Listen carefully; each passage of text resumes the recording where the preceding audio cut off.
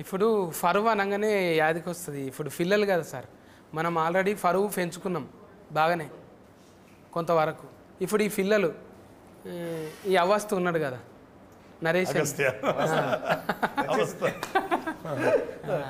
అయితే నీ ఫరువు నిలబెట్టాలంట అని మీ ఇంట్లో అంటుంటారా? అరే ఏం చేస్తున్నారా నువ్వు, డాట్కర్ గమ్మంటే యాట్కర్ అయినవేంద్రా, ఏమవుతుందిరా మన ఫరువు అంటారా? లేదు, మా ఇంట్లో ఎప్పుడు అన్నా అనలేదు. ఎందుకంటే తెలియకుండా రూట్స్ మా తాతగారు కమ్యూనిస్ట్ లీడర్ అనమాట కృష్ణా డిస్ట్రిక్ట్లో అప్పట్లో. సో ఆయన బుర్ర కథలు, జమ్మి కథలు ఇవన్నీ ఉండేవి కదా, వాటి అంతా డైరెక్ట్ చేసేవాడు.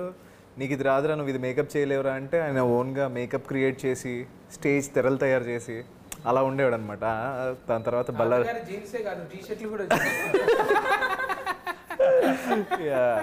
సో దాని తర్వాత ఆయన బల్లార్ జైలుకి వెళ్ళారు, ఒక 2 years ఆయన పట్టుకున్నారు. సో ఇదంతా అయింది.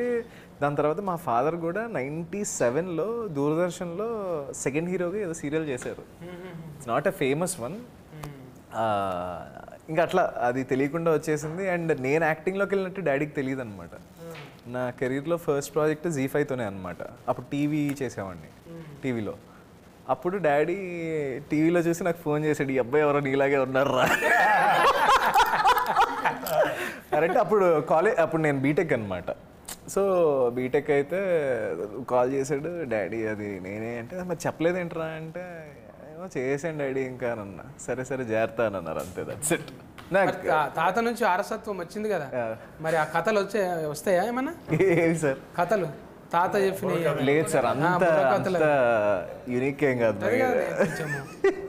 అందంగా ఉంటుంది ఇప్పుడు వాడితే కొంచెం.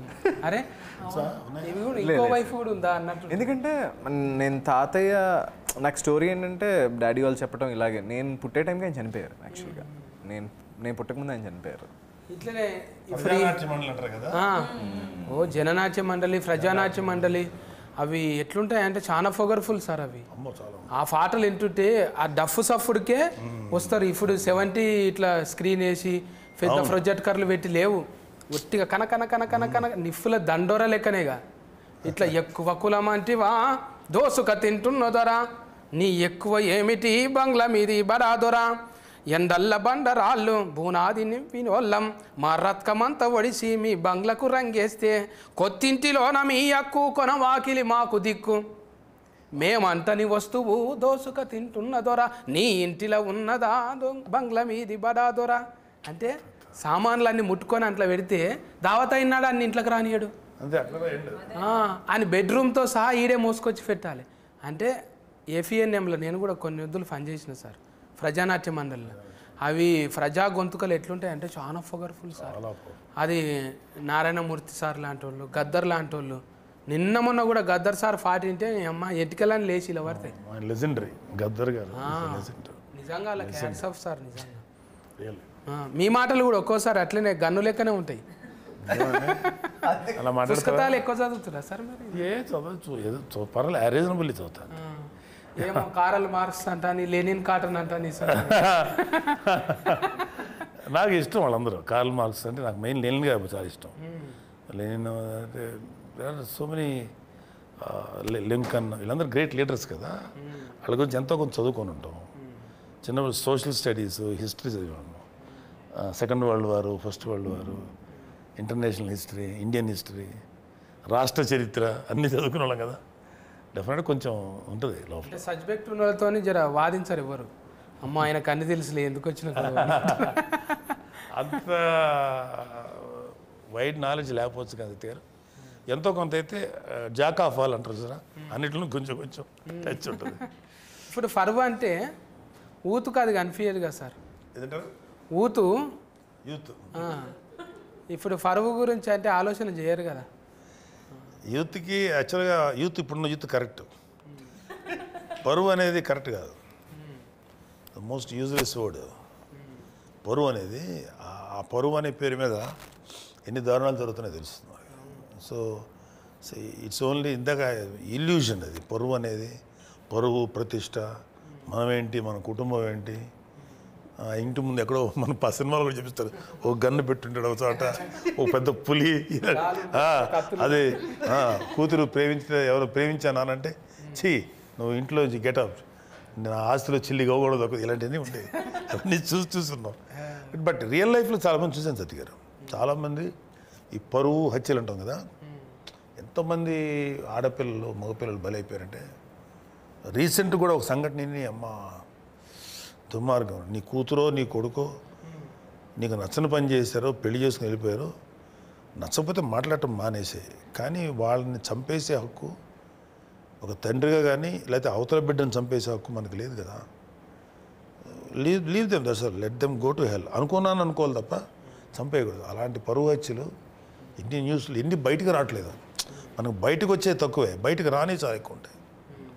ఎన్ని చూసి ఇల్యూజన్, ఆ ఇల్యూజన్లో బతికే వాళ్ళకి అదే పరువు అంటారు కదా, మన పరువు ఏమైపోద్ది.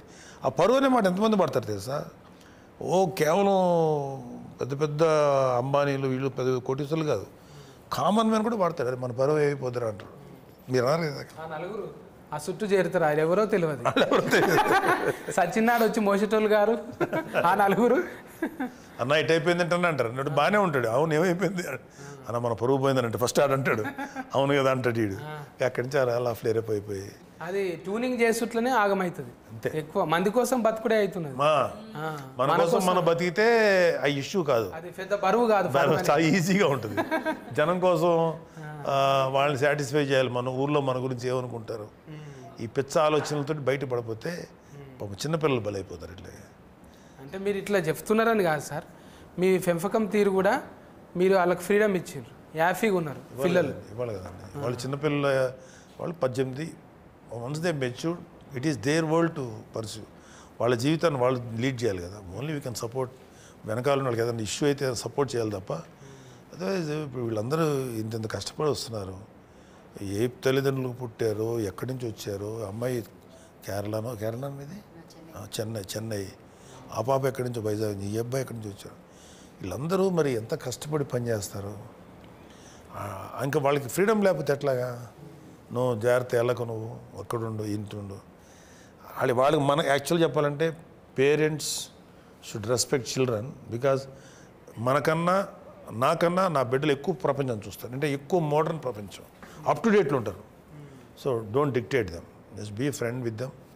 వాళ్ళకి ఏదైనా సలహా అడిగితే నీకన్నా ఎక్స్పీరియన్స్ చెప్పాలి. కానీ నువ్వు కాదు లెఫ్ట్ ఇట్ వెళ్ళి రైట్ వెళ్ళి డైరెక్ట్ చేయొద్దు. Let them live.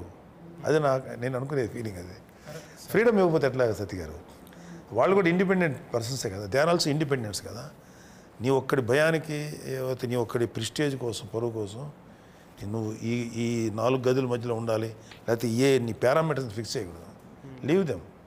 ఓన్లీ మన పిల్లల విషయంలో మనం తీసుకోవాల్సింది వాళ్ళ సేఫ్టీ. వాళ్ళకి ఏదన్నా జాగ్రత్తగా ఉండాలి. వాళ్ళ లైఫ్ థ్రెటనింగ్ సిచ్యువేషన్స్ వెళ్ళకుండా అదొక్కటి మనం కాపాడుకోవాలి తప్ప వాళ్ళు ఎలా బతకాలి, ఎలా లైఫ్ లీడ్ చేయాలని చెప్పకూడదు. అసలు తప్పది. That is infringing human rights. అదే అనుకుంటాను. ఇప్పుడు ఇంట్లో ఫరువు అనేటకాలని నెత్తురు కలర్ వచ్చింది ఎర్రగా. ఫరువు అంటే ఇది పదవి కోసం కాదు, ఇది పంచాయతీ పిల్లల కోసం అనేది ఉన్నట్టు అనిపించింది. ఫస్ట్ దాంట్లోనేమో జర చూస్తే నువ్వు మొగనివి కావా, నీకు రోషం లేదా, ఏం గిట్లేనా అన్నట్టు బాగా రెచ్చగోకింది. ఆయన ఫుసుక్కున చేతిలో ఒకటి తీసుకొని గడఫార తీసుకొని నెత్తి మీద కొట్టిండు. ఇక కొట్టింది అరవద్దు, నెత్తి మీద టూ పొరపాటున నెమ్మరికంత పడి టూ అని నెత్తి మీద ఫూల్ తిరిగిన కింద పడ్డాడు. కథం. ఇక అట్లనే చేస్తావా మీ ఆయనను కూడా? రెచ్చగొడుతాను కొంచెం. నేను నిజంగా జీవితంలో అట్లనే ఉంటాను. జీవితంలో కొంచెం కన్ఫ్యూజ్డ్ పర్సనాలిటీనే, కానీ అంత కాదు. ఓకే, కొంచెం క్లారిటీ ఉంది లైఫ్లో, but not like that. Sorry Sudheer. ఏం లేదు, అట్లా అంటే ఒక దాంట్లో పోయి ఒక దాంట్లో ఇరుకుతుంటారు కదా, మాకే అనిపిస్తున్నారు భయ అబ్బా ఏం తిప్పలరా అనిపిస్తుంది చూసేటోళ్ళకు. ఒకటి చేయబోతే ఒకటి అవుతున్నారు కదా. డైరెక్ట్గా చెప్తుండేనా నీకు, అమ్మా ఇట్లా ఇంట్లోకి వెళ్ళిపోయిన వాళ్ళు ఇట్లా ఉంటారు అనేది చెప్తుండేనా? నేనే లైక్ కొన్ని సీన్స్లో చూసి కొంచెం ఇబ్బంది పడుతుంది. Like I was only scared, how can she do this అని. చాలా కొంచెం సైకో. నెత్తి మీద అట్టు తర్వాత కడుపు నిండా తిండి లేదు వీళ్ళకు, ఇక ఎన్నడూ సుఖంగా ఉన్నది లేదు, ఎందుకు లగ్గం చేసుకుంటారా అన్నట్టు అయింది.